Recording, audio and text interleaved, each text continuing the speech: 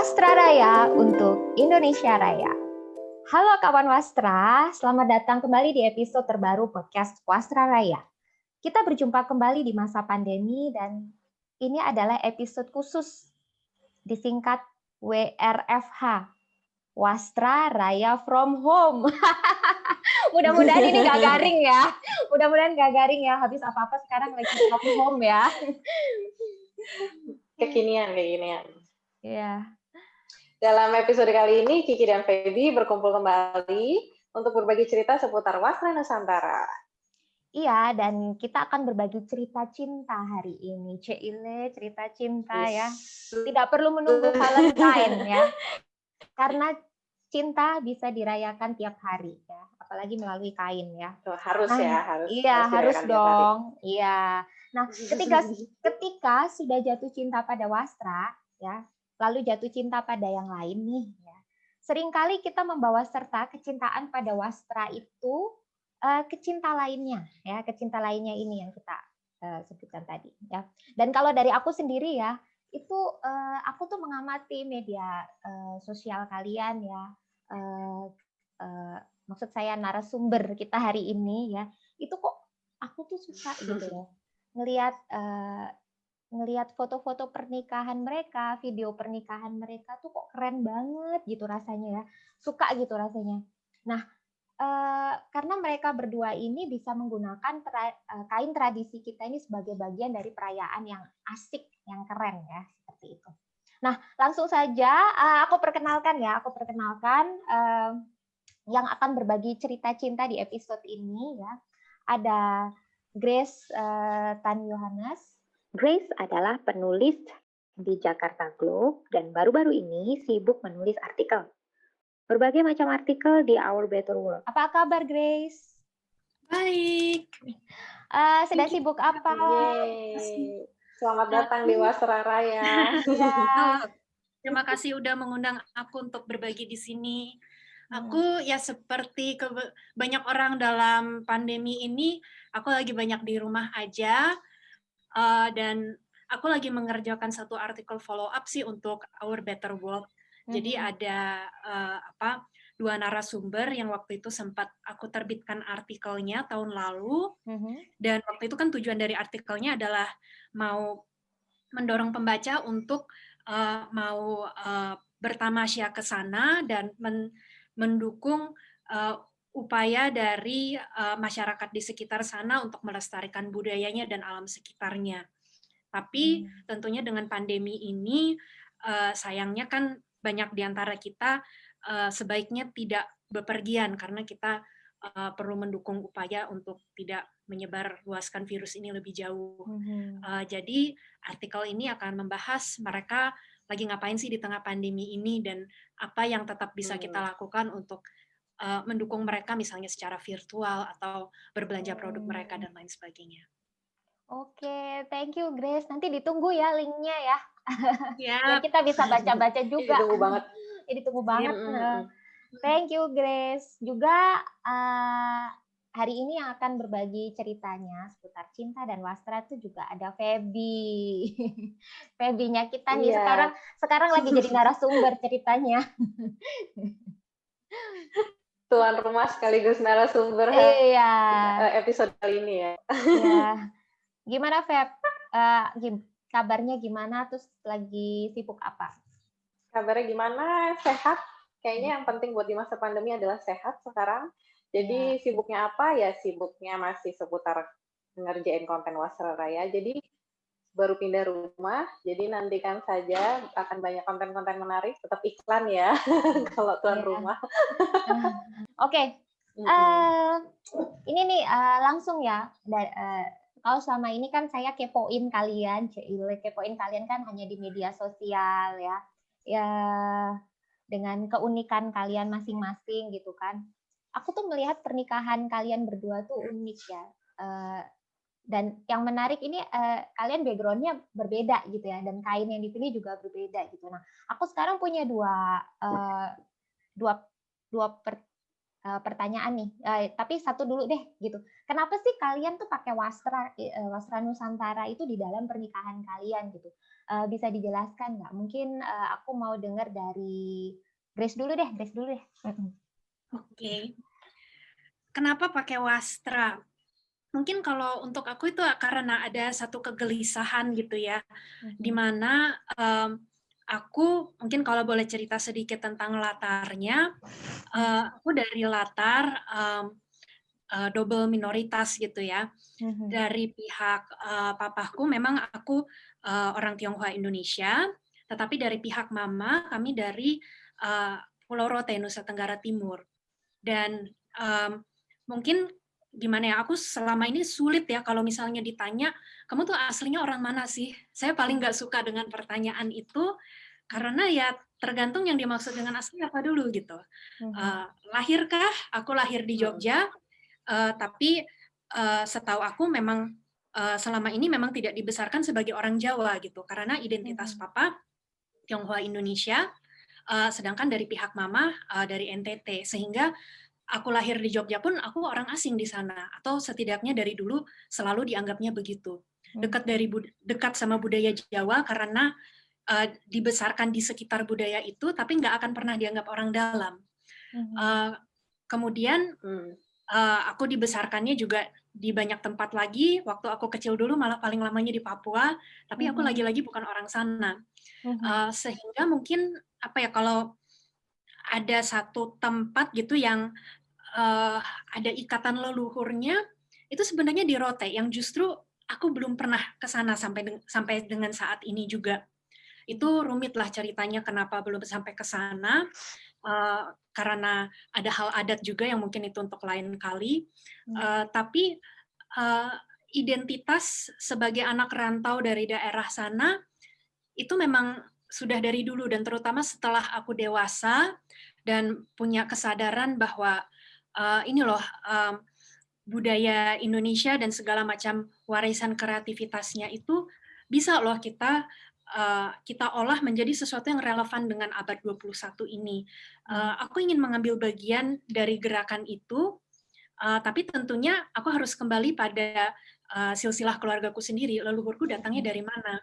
Dan oleh sebab itu, ingatan akan asal-usul itulah yang mendorong aku untuk kalau aku menikah, aku ingin memakai sesuatu yang mencerminkan hal itu gitu.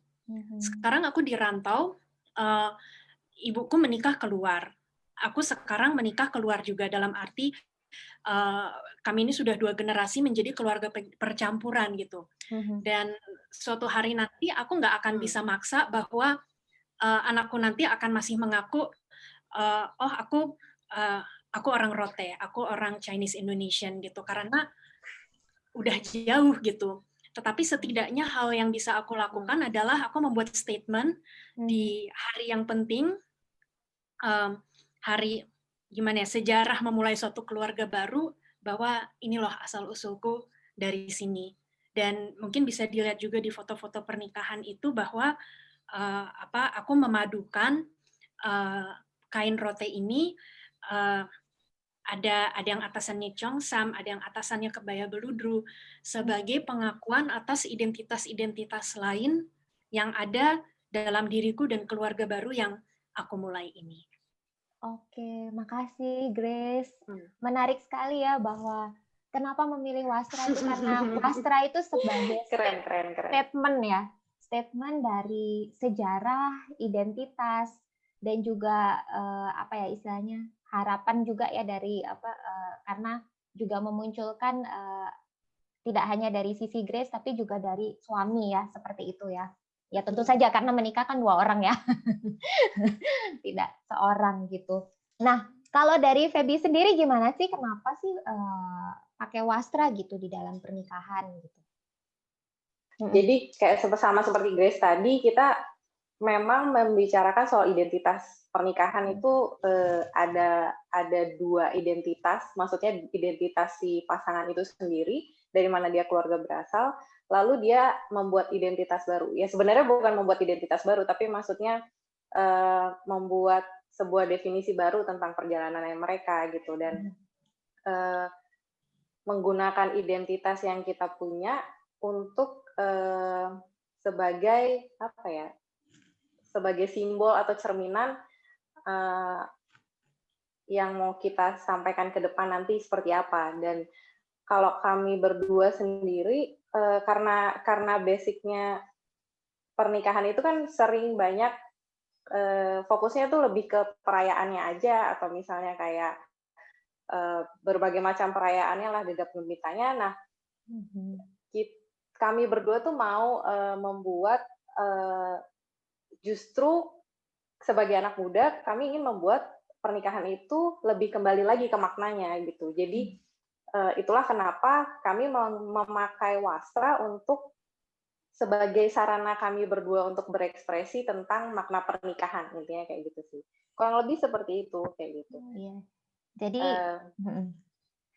bisa dibilang ini ya, apa sih namanya, wastra itu sebagai alat, sebagai sarana, sebagai wadah untuk mengekspresikan pemaknaan kalian terhadap perjalanan itu sendiri ya. Dan perjalanan itu kan ada banyak ya, ada identitas dan apa sih namanya, harapan atau bagaimana kalian memaknai pernikahan itu sendiri, apa definisinya apa bagi kalian, seperti itu ya gitu.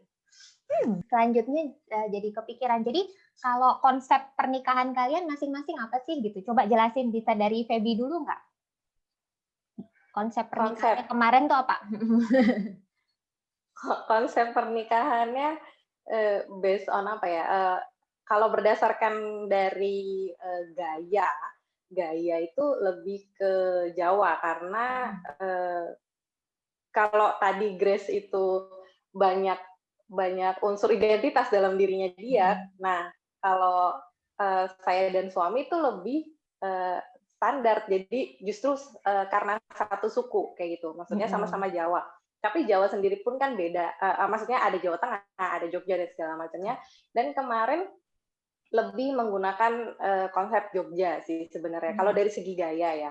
Dari segi gaya, Jogja itu sebagai karena kami berdua ada darah Jogjanya, dan sebenarnya itu preferensi aja ya, preferensi mana gaya yang kita lebih suka. Bukan karena lebih suka Jogja, tapi maksudnya kalau udah ngomongin pernikahan kan ada tampilan visual yang kita pengen capai juga pastinya kan. Nah, kayak gitu. Nah, kalau dari segi konsep Jawa yang dominasinya itu memang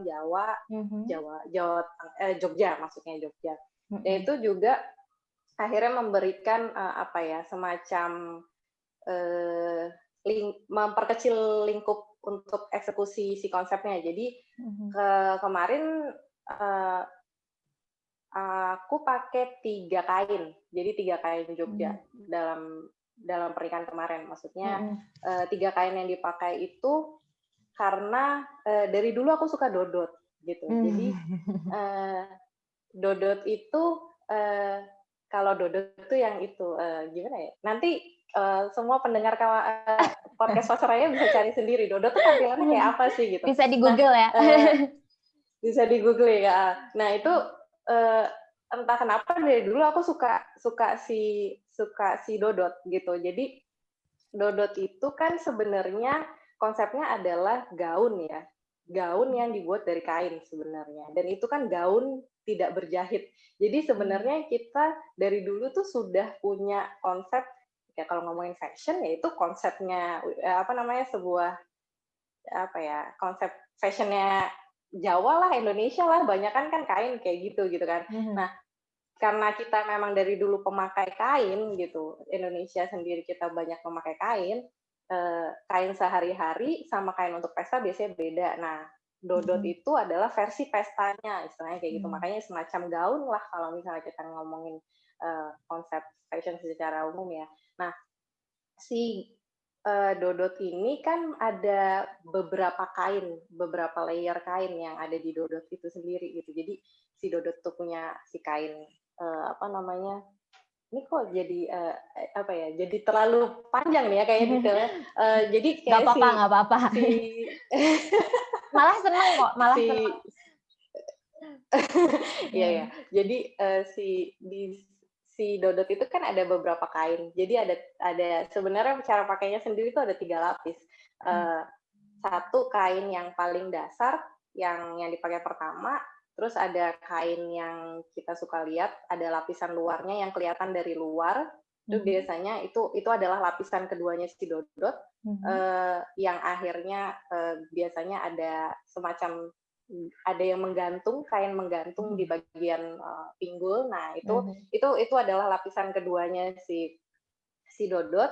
Lalu dia akan diakhiri dengan ini ada semacam kayak selendang ya, yang diikatkan di pinggang gitu. Biasanya jadi semacam kayak ikat pinggang. Nah, itu adalah lapisan ketiganya si dodot gitu. Ini untuk yang perempuan ya, untuk yang perempuan. Lalu apa namanya?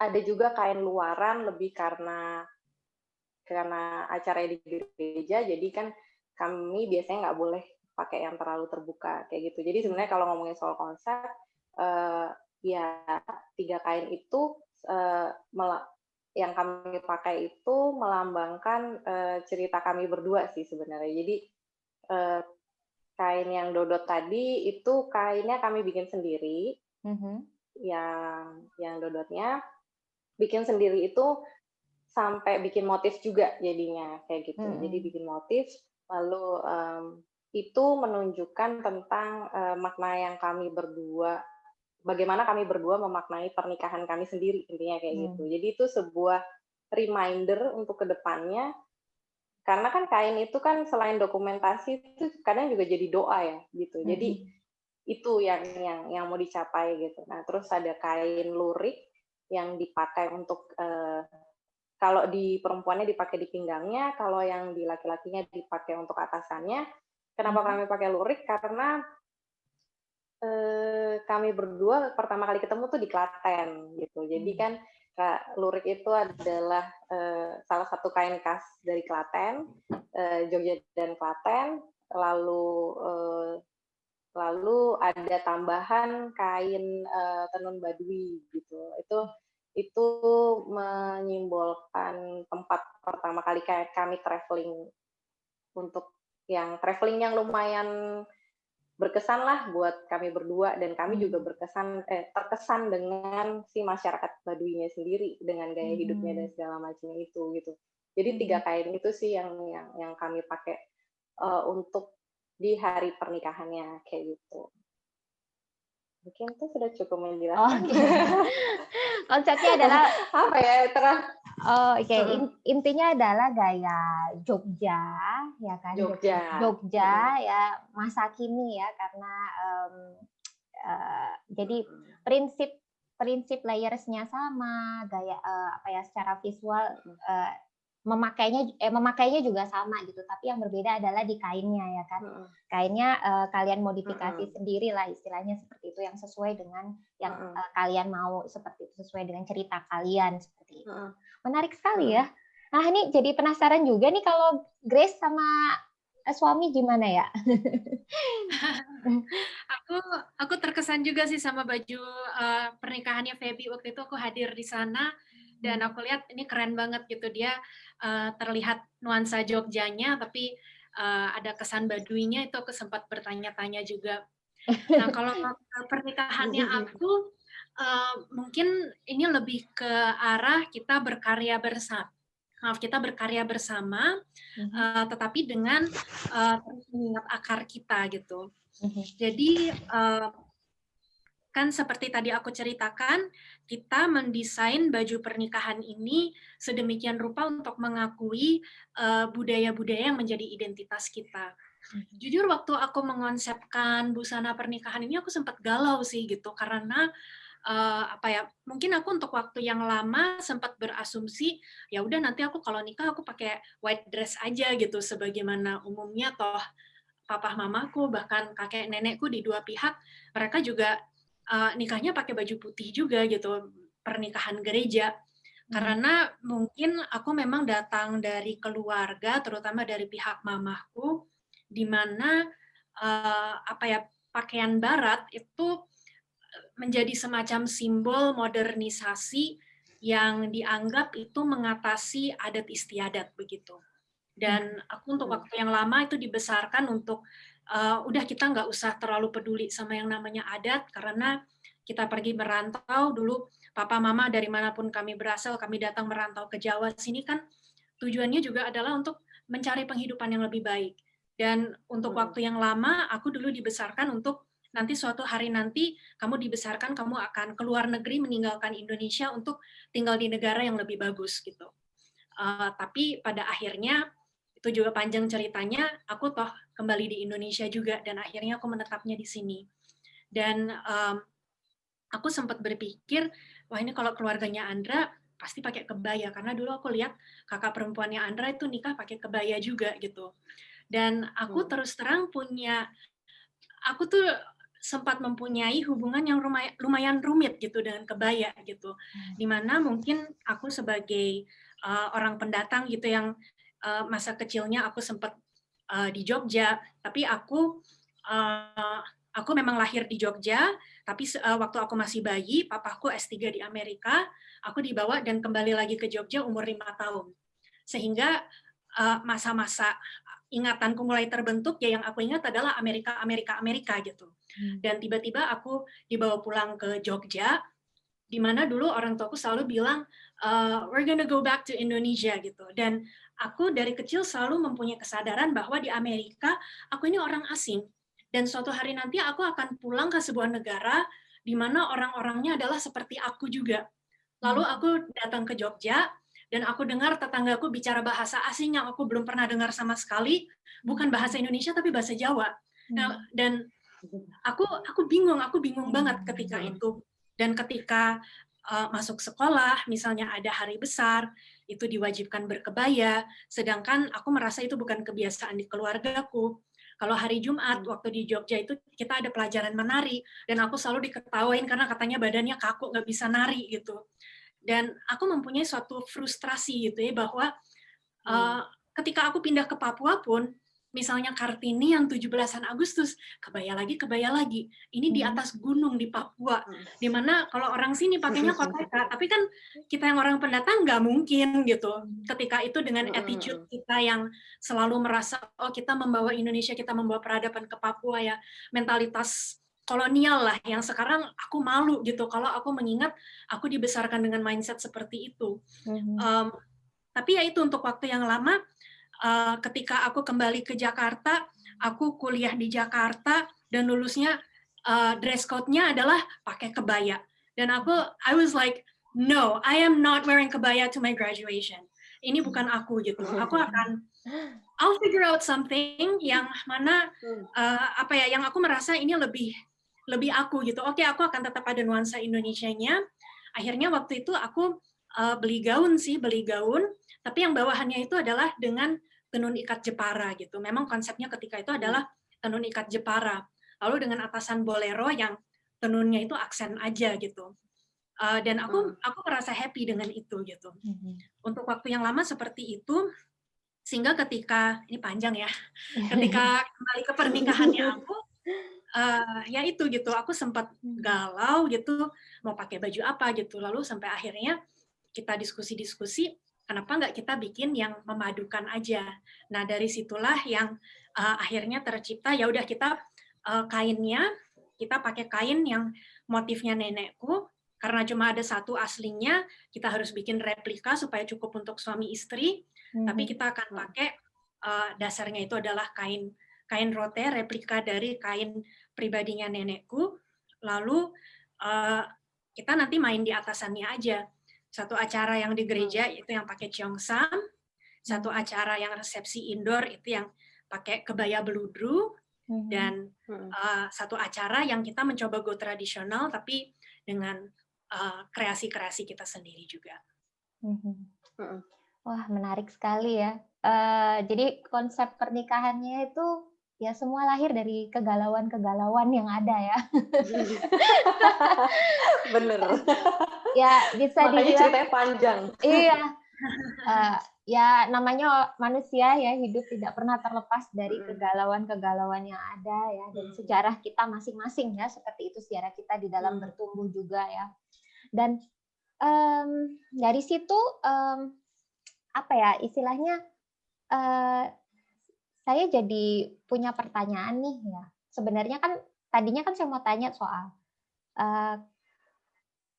tradisi ya, yang mana sesuai tradisi dan yang mana yang modifikasi gitu.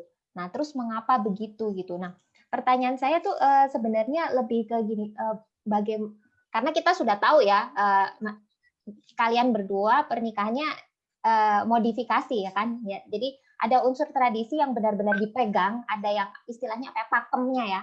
Ada pakem yang benar-benar dipegang, tapi juga ada yang modifikasinya. Nah, pertanyaan saya jadinya gini sekarang, sejauh mana sih gitu? Sejauh mana itu sesuai tradisi dan sejauh mana itu dengan modifikasi gitu? Itu aja ya. Dan kenapa kayak gitu gitu? Oke, mungkin Grace dulu deh ya. Oke, mungkin tadi aku cerita bahwa aku membuat kain replika dari kain pribadi nenekku. Aku mungkin ada contohnya di sini. Yang ini tapi selempangnya sih gitu. Jadi kain ini yang replika ya, tapi aslinya itu adalah kain yang dibuat mungkin sekitar tahun 1950-an oleh nenek buyutku atau yang aku sebut oyang gitu ya. Jadi oyangku namanya Cornelia Kedoh itu ketika itu membuat kain dengan motif 3 marga. Sejauh kebenarannya gimana, sejauh ini kan aku hanya dari yang dikasih tahu oleh keluarga seperti apa gitu. Tetapi kalau yang aku tahu adalah kain yang miliknya nenekku itu adalah penanda identitas pribadinya sebagai bagian dari 3 marga. Jadi motif utamanya yang sekarang sedang aku tunjukkan ini yang agak rumit, ini adalah motif bunga perang dari marga Amalo. Amalo itu adalah salah satu marga yang cukup terpandang kalau di Rote, khususnya dari bagian Termanu, dan kebetulan oyang laki-lakinya aku, namanya Christian Jeremias Michael Amalo, itu ketika itu menjabat sebagai raja di wilayah administrasi Talada yang mencakup Termanu itu. Yang dimaksud dengan raja di sana itu adalah pejabat dari administrasi Hindia Belanda sebagai perwakilan Ratu Belanda untuk menegakkan hukum Belanda kepada rakyat begitu. Jadi bukan jabatan adat, tetapi lebih ke jabatan administrasi pemerintah kolonial.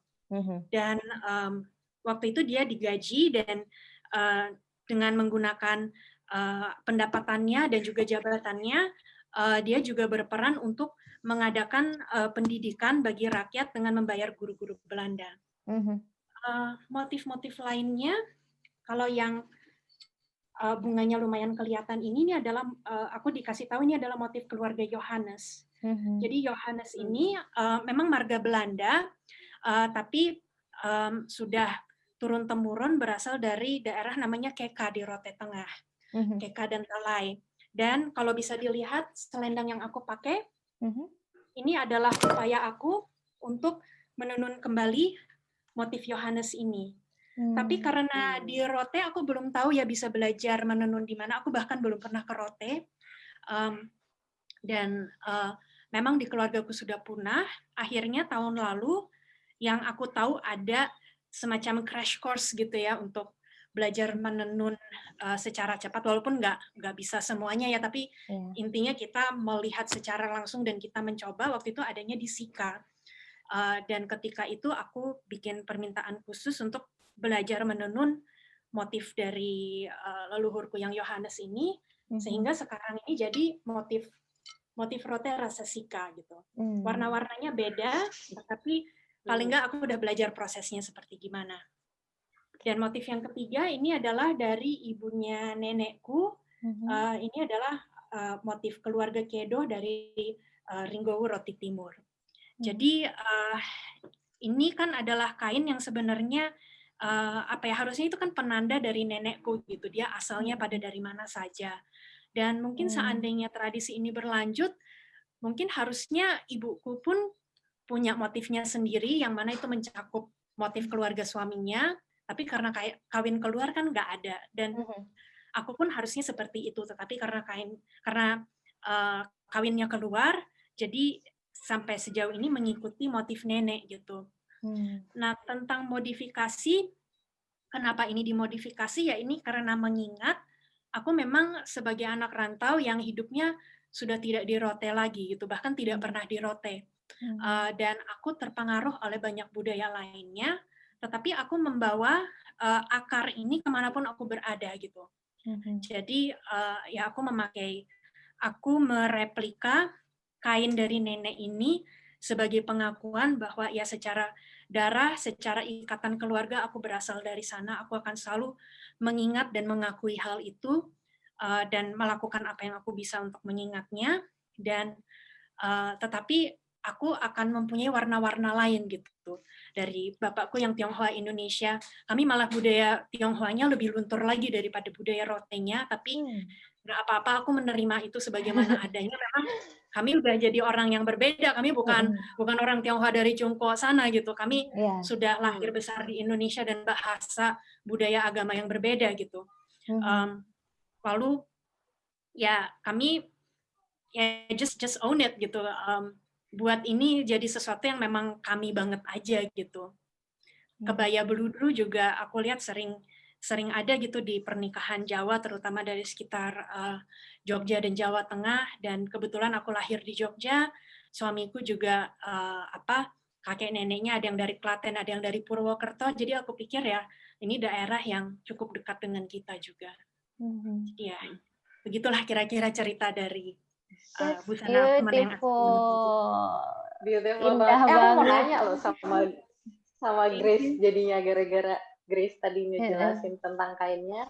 Itu kan berarti Grace bikin replika, berarti replika dari kain nenek gitu kan ya. Nah, berarti kainnya nenek itu memang tadi kan kalau misalnya tadi teman-teman dengar itu si Grace menjelaskan ada kain motif satu, ada yang motif dari ini keluarga, motif Johannes kayak gitu. Nah itu semuanya berada dalam satu kain kan. Berarti memang berarti itu memang semacam sebuah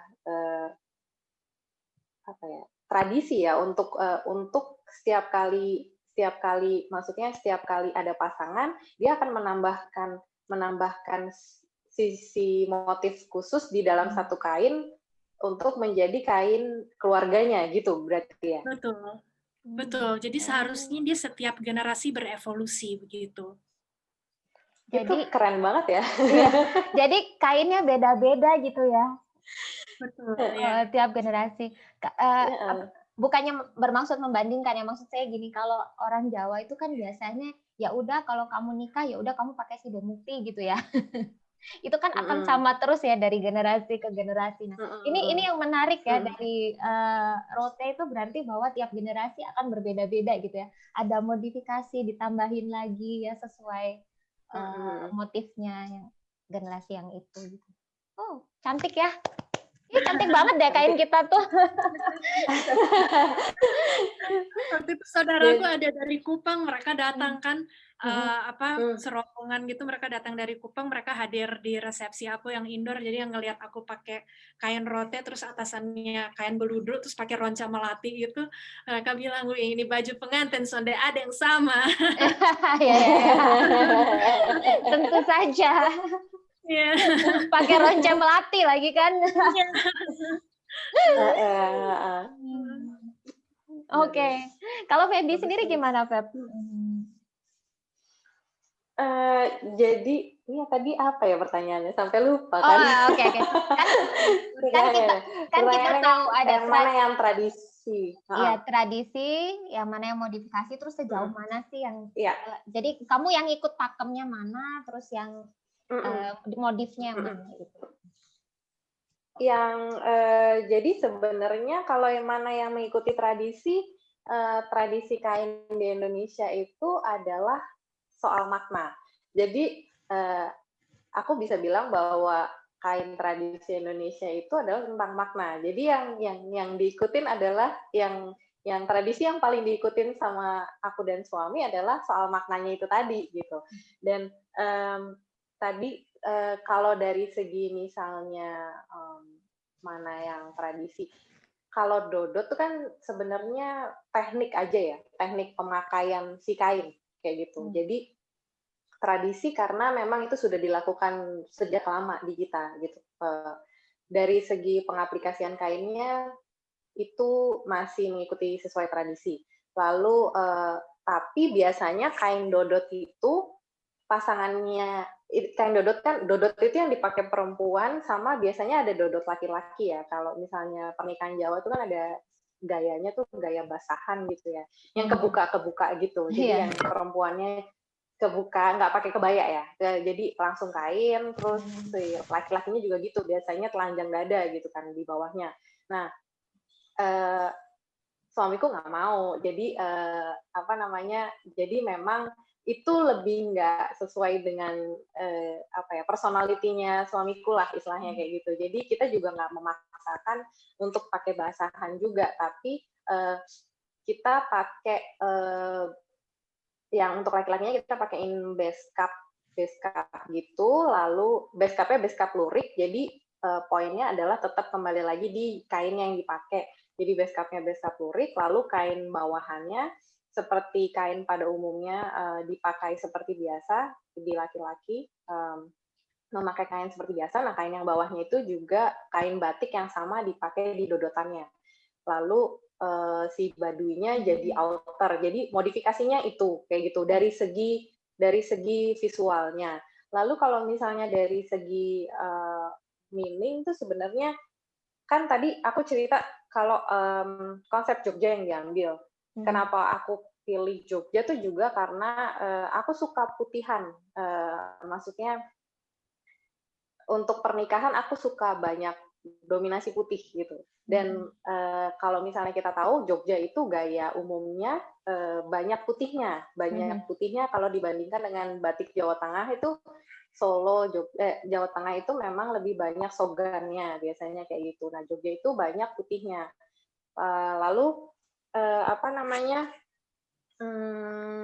itu sebenarnya yang diambil utamanya putihannya. Nah, kalau misalnya kita tahu kan, jadi nih ya, kalau kain untuk membuat kain putih itu kan berarti akan semakin banyak yang dibatik. Harus ada, kan batik itu kan merintang untuk perintang warna. Berarti kalau misalnya putihnya banyak, berarti juga banyak effortnya lebih gede untuk bikin si batik putihan ini gitu, karena kan harus menutup warnanya, menutup si background putih ini dengan si kain malam kayak gitu.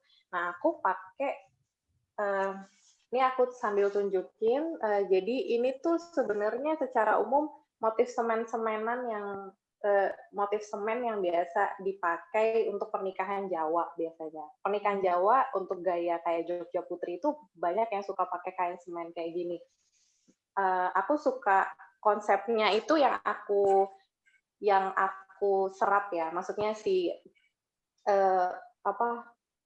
bentuknya si semen ini kan lumayan kotak-kotak lalu berulang istilahnya kayak gitu. Nah, itu yang aku pakai konsepnya. Nah, di setiap motif semen itu, jadi dia ada ini, ada gunungan, gunungannya kelihatan ya? Kelihatan. Nah, ini kan, jadi itu proporsinya tuh gini. Jadi kalau di bagian atasnya, ini kan bentuknya kotak tapi versi miringnya. Jadi kayak layang-layang gitu ya. Iya. Nah, itu kan di atas tuh dia ada gunungannya. Gunungan itu simbol yang paling banyak juga di Jawa ya, dalam konteks batik dan segala macamnya. Lalu ada Gordo, Garuda ini ada 2, itu kayak melindungi gitulah istilahnya. Nah, si gunungan itu kan memang konsep kayak tertinggi lah istilahnya, tentang devosi kita juga kepada sang pemberi hidup dan segala macamnya, kayak gitu-gitu. Dan ada modifikasinya di bawahnya. Jadi yang ini ada daun maple gitu kan, ini nggak biasa gitu kan. Soalnya di Indonesia nggak ada daun maple. Nggak ada. Kenapa daun maple? Jadi modifikasinya ada di daun maple-nya karena suamiku lagi tinggal di Kanada dan nantinya kami juga akan berpetualang di sana di Kanada. dan ketika dicari itu tuh ada yang deket gitu kan. Kan kita kalau nyari motif tuh nyari yang deket sama cerita kita sendiri gitu kan. Jadi Iya. begitu, oh iya apa sih yang dicari gitu. Jadi waktu itu karena nyari, apa ya sebenarnya artinya daun maple gitu. Jadi daun maple itu ternyata artinya adalah wisdom gitu. Jadi kebijaksanaan kayak gitu. Dan itu tuh sesuatu hal yang apa ya? eh, cocok banget lah dengan spiritnya kami berdua dalam menjalani pernikahan ini kayak gitu. Nah, jadi karena kami punya makna, kami ingin bahwa pernikahan kami berdua itu menjadi sebuah persatuan untuk meneruskan kebijaksanaan, untuk meneruskan kebajikan, istilahnya kayak gitulah. Nah, jadi istilahnya kayak kita sebagai manusia atau sebagai pasangan kan pasti membawa sejarahnya kita masing-masing. Nah, sejarah itu dijelaskan sama si kain lurik-nya. Jadi si kain lurik-nya itu apa namanya? Jadi emang si rangkaian kain yang dipakai itu jadinya punya cerita kesimpulan yang itu tadi. Jadi si kain lurik-nya ini kebetulan walaupun kami ketemunya di Klaten, ini bikinnya di Jogja karena faktor technical issues aja sih kayak gitu. Dan waktu itu kan karena terlalu muluk. Tadinya ada mau bikin luriknya sendiri, tapi itu repot ya ternyata gitu. Jadi untuk mengurangi beban pikiran gitu. Jadi ya udah kita cari aja vendor yang emang kita tahu yang emang bikin lurik. Jadi yang ditanya pertama adalah ada nggak pertama suka visualnya karena secara ini kain ini pewarna alam. Ini kain luriknya pewarna alam dan itu secara visual memang sesuai dengan color palette-nya kami berdua. Nah, kebetulan jadi aku tanya nih ke si ininya, kan kita nggak ngomong kalau ini buat nikahan ya. Jadi yang langsung ditanya ke vendornya adalah ke yang pengrajin luriknya itu ini ceritanya apa kayak gitu. Jadi ditanya ceritanya apa gitu. Dan ini tuh motif yang dibikin sama namanya adalah di Biolurik di Jogja. Nah, di Biolurik ini punya motif ini mereka namain ini tuh namanya Gading Pusoko. Gading Pusaka gitu. Kenapa artinya Gading Pusaka gitu kan? Gading Pusaka tuh apa kayak gitu? Ya kita tuh nggak bisa lepas dari sejarah gitu. Wah ini dia gitu. Langsung kayak oke, ini dia nih yang cocok emang ya gitu. Langsung bungkus. Langsung bungkus ya kan. Cocok banget dengan tadi yang gabungannya itu gitu karena kita mau meneruskan kebijaksanaan dalam artian sebagai pasangan kami berdua itu pasti nggak akan lepas dari sejarah kita masing-masing, sejarah ya keluarga, ya pengalaman kita di masa lalu gitu kan. Nah pengalaman itu kan ada yang baik, ada yang buruk gitu. Jadi itu kami merasa bahwa sebagai manusia kami tuh harus jadi saringan gitu. Jadi kalau bisa ya memang yang kami teruskan adalah yang sebisa mungkin adalah yang kami teruskan adalah yang sudah melalui proses saringan itu sudah kami cerna. Jadi nggak sebisa mungkin jadinya tidak terlalu berdampak buruk pada orang yang pada apapun yang ada di depan kami lah istilahnya, baik itu anak ataupun lingkungan sekitar maunya kayak gitu. Jadi doanya itu adalah di situ kayak gitu. Dan itu juga sebagai pengingat juga ke kami sendiri bahwa sebagai pasangan itu jadi apa ya jangkar ya istilahnya kayak dulu kita pernah membuat konsep yang seperti ini, kita mendokumentasikan makna yang mau kita capai dalam pernikahan kita.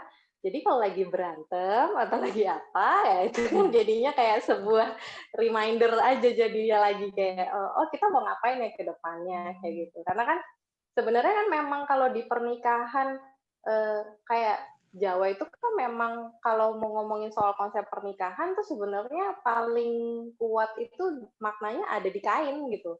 Kita maksudnya aksesoris ada yang memang menambah meaning, tapi kan yang meaningnya paling itu kan makanya kayak tadi Kiki bilang kan, oh ya kalau nikahan Jawa pakai sido mukti itu kan biar kita jadi mukti gitu kan, jadi itu kan sebenarnya gitu. Jadi ya itu apa namanya lurik itu juga selain tadi ada karena ada meaning khususnya ya karena dia juga ada makna umum tentang kesederhanaan yang dibawa sama lurik gitu. Jadi itu jadi pemaknaan kami bahwa ya kita membuat hidup kita tuh sederhana aja kayak gitu, dan lebih apa ya, lebih humble supaya lebih down to earth lah istilahnya kayak gitu. Dan juga pengingatnya yang lain adalah si kain badu itu tadi gitu kan, kain badu yang kami ambil juga yang paling mendasar ya, yang bukan yang motifnya dia, justru yang pakaian sehari-harinya mereka yang putih gitu kan, karena kan sebagai suku yang masih menjalankan kehidupannya dengan caranya mereka sendiri, kami terkesan bahwa ya kita tuh hidup harus selaras dengan alam, karena alam itu tempat tinggal kita, istilahnya kayak gitu. Jadi itulah kurang lebih perpaduan yang ada gitu, walaupun kalau dari segi meaning ya sebenarnya kebanyakan baru ya, maksudnya maknanya pembaruan, modifikasi ya, bener ya tadi ya, kayak motifnya semen tapi ada si daun maple-nya kayak gitu, terus warnanya putih, dan sengaja memang nggak kita pakein Prada gitu, karena memang kita mau kainnya bisa dipakai lagi kayak gitu, as simple as that lah gitu. Kayak kan kita banyak yang kita mau bisa pakai kain itu lagi, jadi itu bukan hanya yang dipakai sekali aja kayak gitu.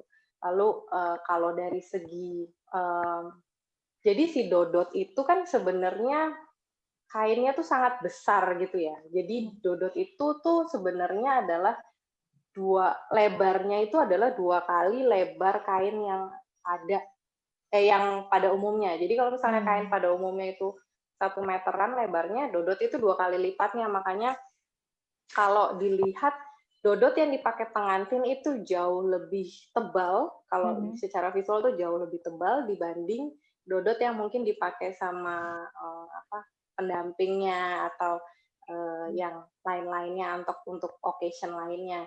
Nah, aku pribadi memilih untuk tidak memakai 2 lapisnya itu tadi gitu. Si yang dimodifikasi sebenarnya jadi kan lebih karena kayak gini kan kita kan selain memikirkan soal makna kan juga memikirkan soal apa yang kita pengen gitu kan, apa yang ingin kita tampilkan juga gitu kan. Nah, aku suka karena dulu juga pas kecil juga aku suka pernah, jadi ada waktu aku TK itu kan juga pernah pakai dodot juga, dan itu senang aja pakai kayak gitu, dan itu dodot yang untuk dipakai kayak gitu tuh lebih ringkes dan lebih apa ya, karena nggak tebel itu tadi gitu. Jadi oh ya aku mengurangi jumlah si kainnya, lebar kainnya aslinya gitu, intinya kayak gitu. Kalau panjang sebenarnya kurang lebih sama, dan yang berbeda tuh biasanya kain dodot itu biasanya ada sambungan. Jadi kalau kain dodot itu kalau kita buka, dia kan lebarnya bisa sampai 4 meter gitu, itu karena ada 2 kain, ya mungkin 3 meter, 4 meter ya, itu tuh biasanya tengahnya ada segitiga gitu. Segitiga yang kita suka lihatlah segitiganya, kok segitiga sih? Kalau dilepas kainnya segitiga, kalau digabung jadi kayak ada kotak, kayak layang-layang di dalam si kainnya itu. Itu biasanya kosong itu namanya belumbangan. Belumbangan itu tuh sebenarnya kayak kubangan gitu loh, jadi kumpulan air. Biasanya kan kalau dia ada di kubangan kan air ya biasanya, dan itu kayak makanya kayak kita mengumpulkan rezeki atau ya semacam itulah setidaknya. Nah, si belumbangan itu tidak kupakai sih sebenarnya, lebih karena aku hanya pakai setengahnya dari si konsep si dodot aslinya itu tadi, jadi supaya nggak banyak nggak banyak area putihnya aja gitu. Jadi emang dibikin full motifnya aja kayak gitu. Udah sih paling itu kalau dari aku. Menarik sekali ya bahwa kalian memikirkan apa ya, kesinambungannya gitu. Jadi setelah dipakai di hari H, di hari pernikahan, wedding day itu kain-kain ini tuh mau diapakan gitu kan? Apakah masih bisa dipakai lagi gitu kan? Itu menarik sih. Jadi enggak sia-sia lah istilahnya seperti itu kan, masih bisa dipakai dan justru ketika masih dipakai lagi tuh juga menjadi pengingat ya, pengingat. Oh ya, kemarin tuh bikin begini karena mau begini begitu gitu ya. Seperti itu. Thank you.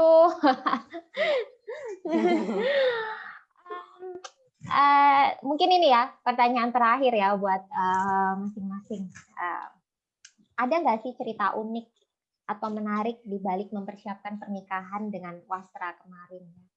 Misalnya ada sedikit bersih tegang gitu kan dengan yang orang-orang yang lebih mengerti adat atau yang bagaimana gitu ya. Satu itu. Terus setelah itu mungkin buat terakhir ya dari situ sama pesan kepada anak muda yang sedang mempersiapkan acara pernikahan mereka yang berbau-bau tradisional seperti ini, tradisi seperti ini, terutama yang pakai kain ya, bisa dibagikan. Oke, dari Grace dulu deh. Apa ya, lumayan butuh usaha sih untuk membuat kain seperti ini, karena waktu itu aku harus pergi ke Kupang untuk mencari penenunnya. Jadi waktu itu aku diajak nikah itu sekitaran November 2016 dan itu posisi aku lagi keliling NTT dan itu Andra dia terbang dari Jakarta untuk ngajak aku ketika kita lagi ada di Alor ketika itu. Dia datang hanya untuk itu. Terus aku jalan lagi sendiri gitu dan selesai dari perjalanan itu aku mampir ke Kupang dan aku tanya saudara-saudaraku gitu, ini kalau misalnya aku mau nikah dan mau pakai kain keluarga ini bisa bikin di mana. Dan November itu aku nggak ketemu siapa-siapa gitu. Jadi lumayan deg-degan kan, aku akan kembali ke Jakarta, waktunya udah habis gitu. Dan aku belum ketemu siapa yang akan bikinin kainnya gitu.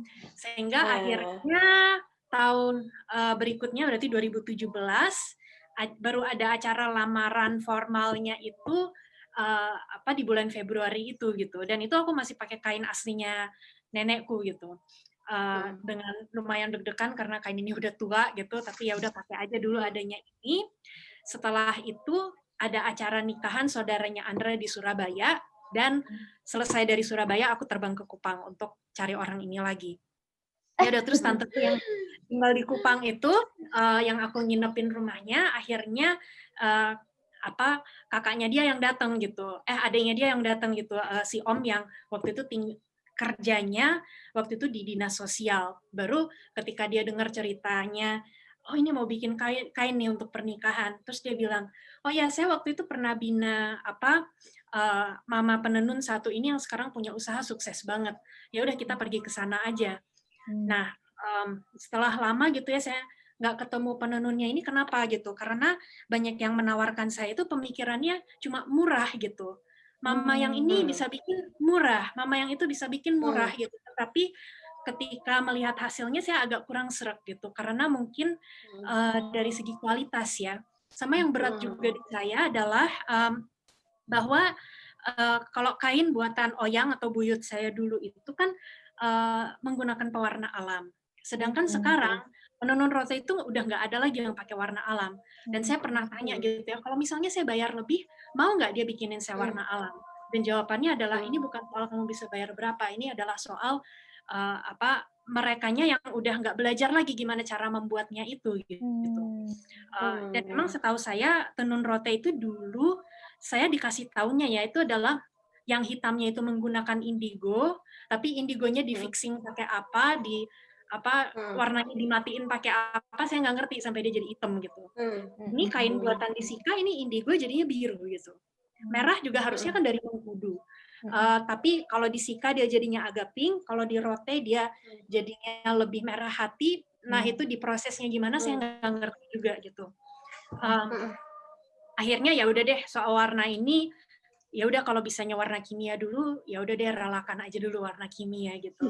Tapi sekarang tantangannya adalah yang bisa dipercaya untuk membuatkan kain ini gitu, dan kita percaya hasilnya akan bagus dan dia mengerti soal protokol itu, yaitu dia mengerti bahwa kain ini adalah kain leluhur, bukan untuk diperjualbelikan secara sembarangan gitu, dan bahwa dia akan menyimpan ini untuk yang berhak memakainya gitu.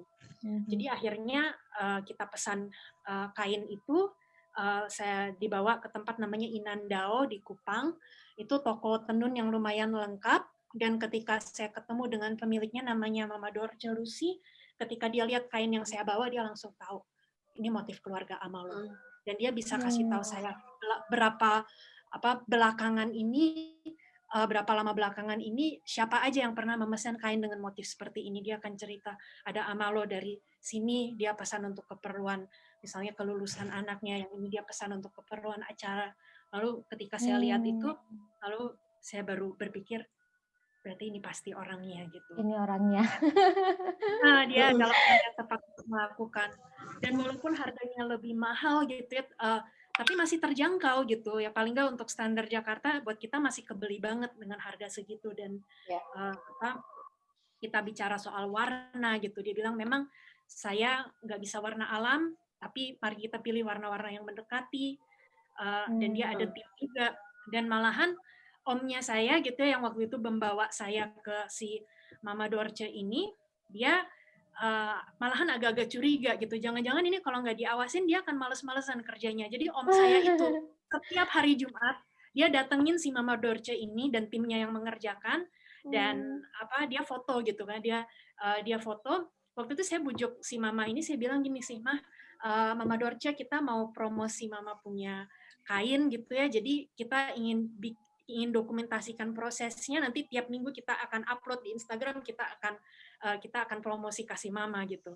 Lalu ya dibilangin gitu dia semangat. Lalu pernah satu minggu ya kayaknya orangnya lagi miss atau gimana gitu, terus om saya datang ke sana dia marah-marah gitu, terus seru deh. Tapi akhirnya kain itu jadi tepat waktu dikirim, terus dilihat sama mama saya, terus mama saya bilang, apa nih ada yang jahitannya miring apa segala. Terus saya bilang, Mama jangan marah-marah dong, Mama kan nggak bisa bikin kainnya, ini udah meninggal, masih ada orang yang bisa bikin kain yang miring itu. Akhirnya Mah lihat nih Mah ya, ada permanent marker, ada Sharpie warna hitam nih, dan ada tip X. Benerin pakai Sharpie dan tip X. Wow. Mama tuh bilang selalu ada cerita kayak gitu. Seru banget. Seru banget, Grace. Nah, itu cerita nih kayak kisah serunya Grace ya. Nah, coba kalau dari Grace sendiri, ada nggak pesan buat anak muda yang sedang mempersiapkan pernikahan dan ingin menggunakan unsur-unsur tradisi, terutama pakai kain gitu ya? Ada nggak tips-tipsnya gitu supaya bisa belajar dari Grace juga gitu? Mungkin kalau dari aku yaitu bahwa kita bangga dan pede aja dengan apa yang menjadi warisan budayanya kita. Dalam arti kalau kita mau memakai sesuatu yang tradisional, kenapa nggak kita melihat dari keluarga kita sendiri punya, yaitu daripada kita ngelihat di Indonesia mana sih yang paling eksotis gitu ya. Dan saya sebenarnya nggak suka dengan kata eksotis itu, karena kesannya tuh kayak kita tuh primitif dan kita itu kayak alien dari ruang angkasa yang enggak eksis dalam kehidupan nyata abad 21 gitu. Jadi menjadi tradisional itu bukan menjadi sesuatu yang eksotis dan berandai-andai kita ada di suatu surga Nusantara masa lalu yang belum tercemar oleh apapun di abad ini gitu, bukan seperti itu gitu. Tetapi menjadi tradisional itu adalah soal kita mengulik kembali apa sih yang menjadi sejarah dari pribadi kita sendiri, dari daerah asal kita sendiri, lewat mana sih kita itu terhubung sama Indonesia ini gitu. Dan kalau misalnya kita ini memang ada di sini di Indonesia, pasti yang namanya warisan, yang namanya heritage itu datang dari suatu tempat, dan dari manapun juga itu di Indonesia, itu adalah sesuatu yang maknanya luhur, sesuatu yang layak untuk kita tampilkan, dan itu yang menjadi diri kita gitu. Kita nggak perlu melihat kemana-mana yang lainnya untuk meniru dan Atau kita malah berpikir, oh sama-sama Indonesia berarti semua punya saya. Bukan begitu juga gitu. Tetapi kita lebih berpikir apa sih yang menjadi cerita kita, dan kita kalaupun kita tidak meniru persis seperti apa yang menjadi nenek moyang kita punya, dan memang nggak perlu karena kita hidup di zaman yang berbeda dengan pengaruh-pengaruh yang berbeda. Kita boleh kok jadi diri kita sendiri dengan gaya kita abad 21 ini, milenial, Gen Z, apapun itu gitu. Boleh kok. Yang penting apapun itu kita mendalami dengan baik, kita membina hubungan baik juga dengan orang-orang yang mengajari kita tentang itu, orang-orang yang membantu kita mewujudkannya. Dan yang paling penting adalah own it gitu. Jadikan itu sesuatu yang kita banget gitu, dan itu menurut aku udah menjadi satu langkah awal yang penting banget. Oke, thank you banget Grace. Makasih. Nah, terus kalau Feby nih, cerita uniknya apa dan pesannya juga apa buat teman-teman yang dengerin? Cerita uniknya, masa deg-degannya mau nikah tuh mirip-mirip sama Grace punya sih, pengalaman-pengalaman kayak gitu. Karena aku juga tidak maksudnya tidak nggak ngawasin sendiri ketika si prosesnya itu ada gitu.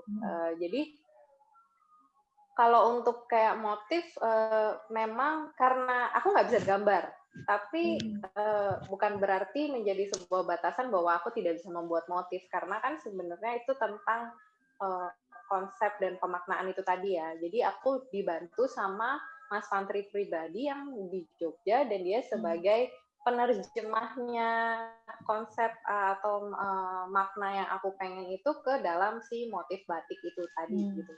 Nah, itu jadi waktu proses pembuatannya kita udah bikin sampel, udah bikin apa gitu kan, udah bikin sampel, ngetes segala macam. Memang nggak semuanya bisa sesuai keinginan kita lah. Jadi ada modifikasinya, terus kayak soal warna juga pengennya sih tetap pakai warna alam ya, sama kayak Grace pastinya gitu, karena berarti kan satu pembuatan kain itu kita berkontribusi pada lingkungan juga gitu, makanya tapi nggak semuanya bisa seidealis itu untuk pakai warna itu. Jadi ya udah yang bisa kita akomodasi ya waktunya untuk buat pakai pewarna sintetis kayak gitu. Dan waktu kita ada proses segala macam, jadi ini udah proses produksi yang terakhir, yang proses si kainnya itu sendiri. Jadi tuh kan acaraku di bulan Februari, jadi terus di akhir tahun tuh sudah mulai dibuat, karena kan namanya bikin kain nggak bisa cepet gitu kan bikin kain. Terus harusnya udah ada testing dan segala macamnya.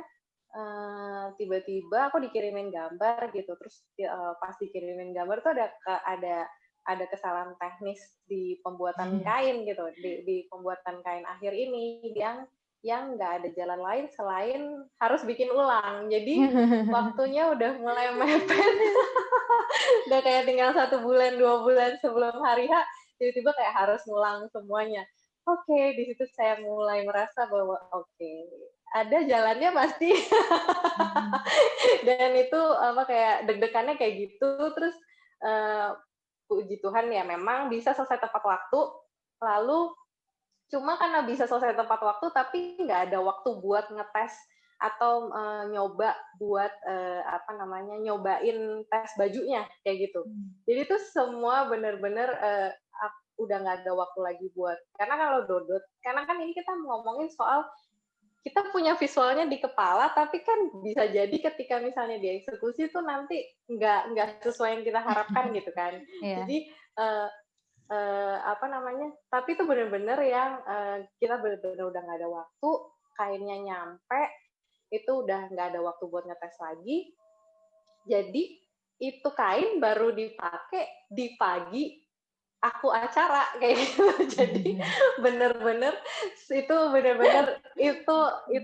amazing banget. Aku harus mengakui bahwa aku berterima kasih banget sama ibu yang ngepaesin, karena dia sendiri bilang kalau dia tuh udah lama, bahkan dia sendiri udah lama nggak ngedodotin pakai dodot yang dari awal, karena berarti kan sekarang kan udah banyak yang dimodifikasi biar lebih cepat aja mungkin makein si dodotnya gitu kan. Jadi ini dia benar-benar baru megang kainnya di situ, semua yang ada di situ.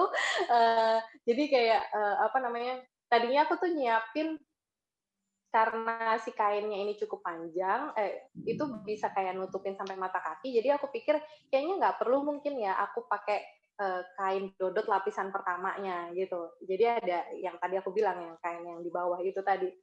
Cuma jadinya karena ada itu baru bisa ngetes, bukan ngetes ya, itu baru bisa dipakai itu langsung di hari H, nggak ada waktu ngetes. Jadi nurut aja apa kata ibunya, ada kain lagi nggak gitu untuk kain lapisan pertama gitu. Jadi kain lapisan pertamanya itu akhirnya aku pakai kain ini, Edelweiss ini, kain Edelweiss ini kembang gunung aku namainnya. Nah itu juga dibuat khusus untuk adik-adik, untuk adik-adik kami berdua kayak gitu, untuk dipakai keluarga.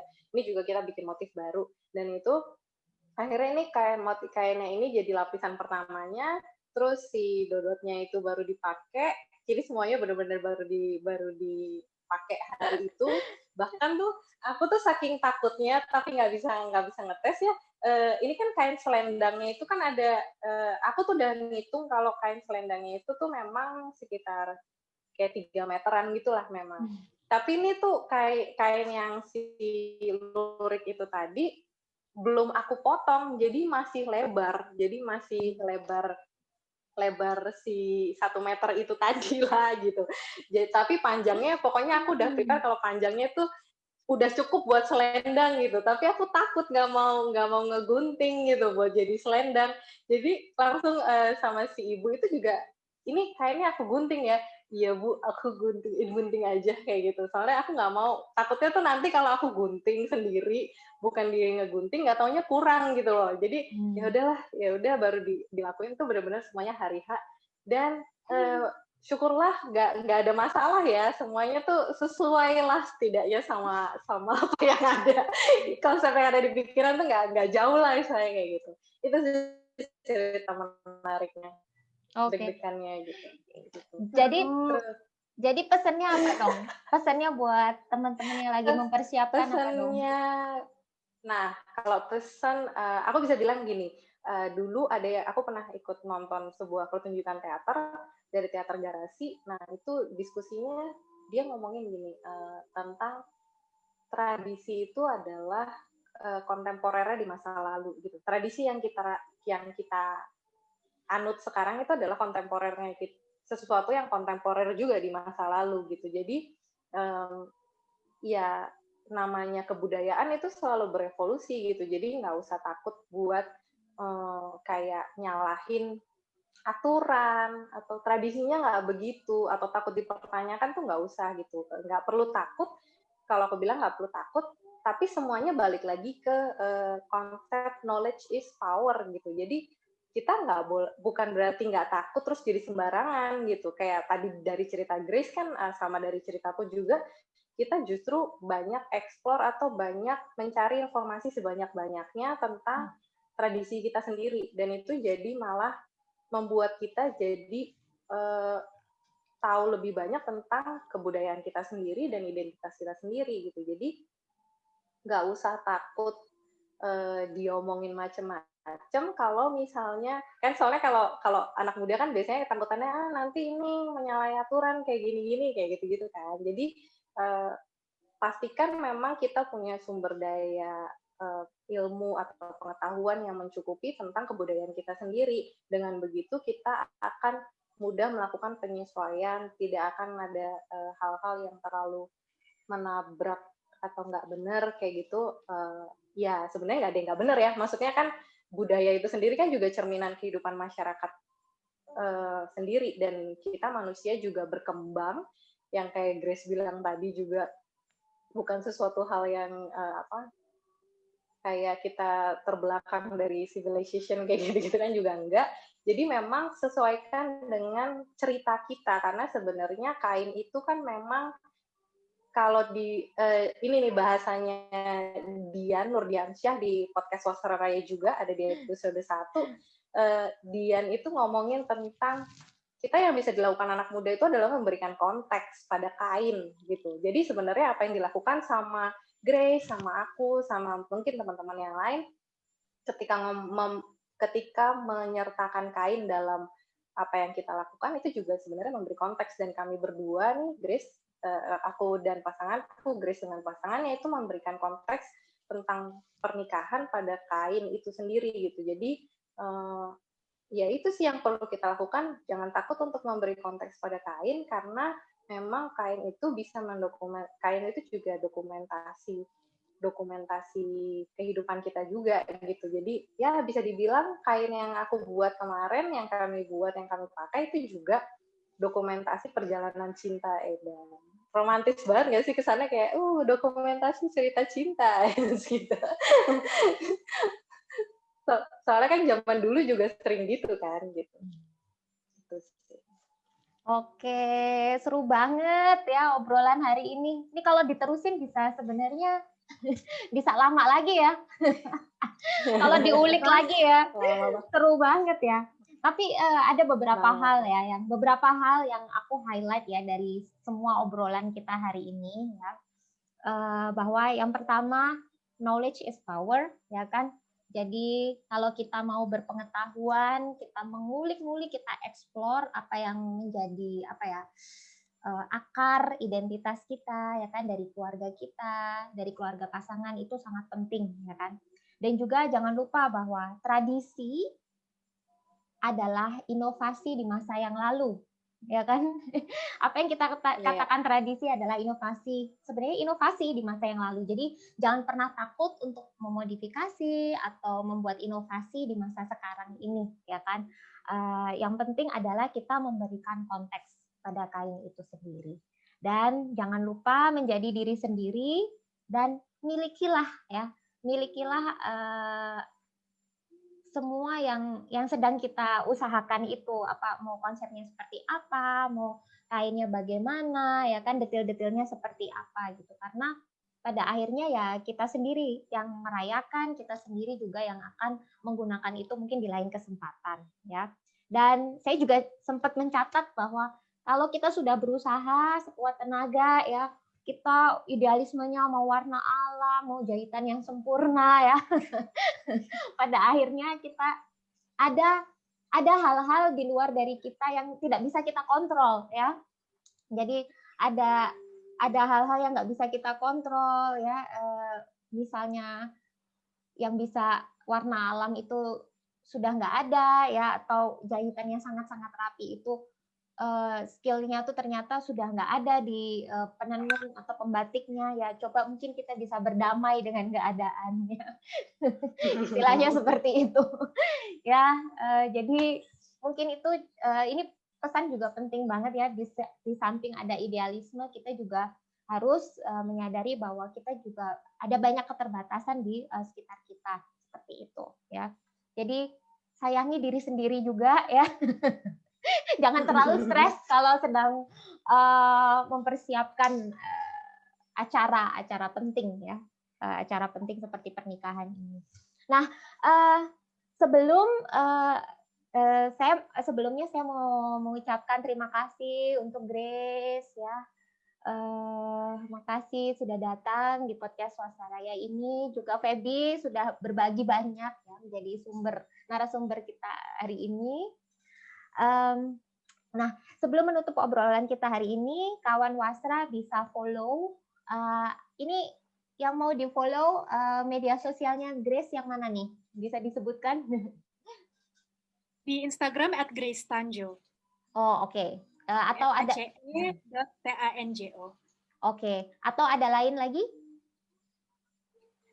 Apalagi ya, kalau kayaknya di Instagram aja dulu. Oke, thank you Grace, ya. Kalau Feby? Kalau aku akan merekomendasikan untuk follow Wasra Raya. Oke, ya. Jangan lupa kunjungi juga rumah baru kami di www.wastraraya.com, tempat di mana kalian bisa menemukan berbagai macam cerita seputar Wastra. Follow juga Instagram dan like Facebook page kami di @wastraraya. Nah, terima kasih kawan-kawan sudah berbagi ya ceritanya tentang kain dan cinta di sini. Semoga karena mendengarkan cerita kalian, semakin banyak kawan wastra di sini yang juga ikut terinspirasi dan tergerak untuk menjadikan kain sebagai tempat mengekspresikan cintanya. Dan kalau episode kali ini berkesan untukmu, bagikan juga pesan ini ke orang-orang di sekitar kalian ya. Bersama kita merayakan Wastra, bersama-sama kita merayakan Wastra, agar Indonesia kita juga semakin raya. Salam Wastra Raya untuk Indonesia Raya.